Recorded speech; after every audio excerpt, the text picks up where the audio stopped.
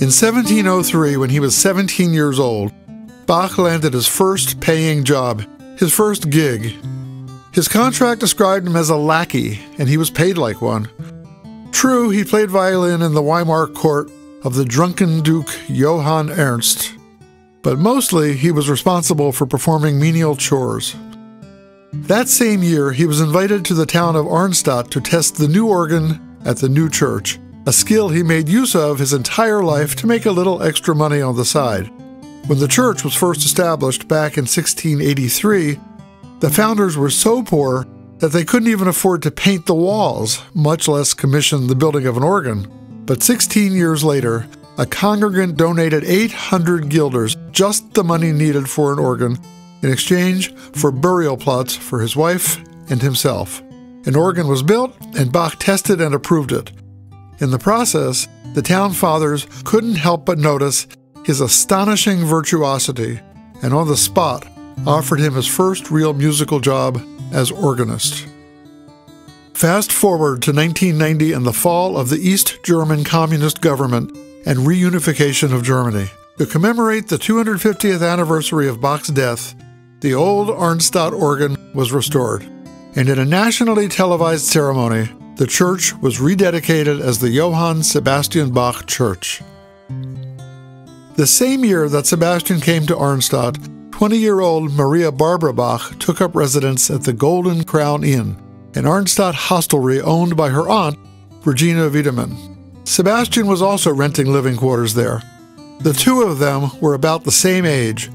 Both had been reared in homes where music was of paramount importance, and both were orphans drifting along without strong personal ties. Each could lighten the other's solitude and provide in each other's lives the anchorage they both needed. It was no wonder that the two young people were drawn irresistibly toward one another, and so it was that the Golden Crown witnessed the growth of their idyllic love affair.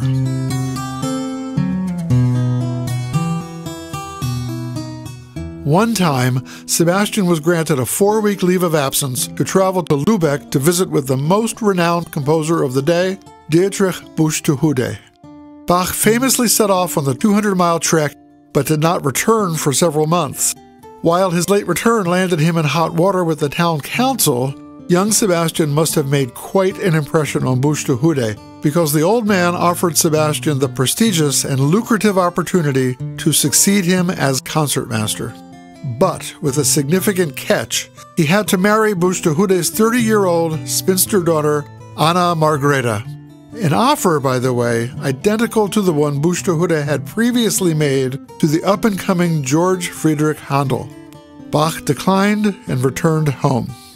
But increasingly, there were formal conflicts with the town council. For example, being indicted for, quote, entering into a wine shop during the Sunday sermon. After 4 years in Arnstadt and becoming increasingly dissatisfied with his position there, a golden opportunity presented itself. The position of organist at St. Blasius Church in Mulhausen, Barbara's hometown, became available.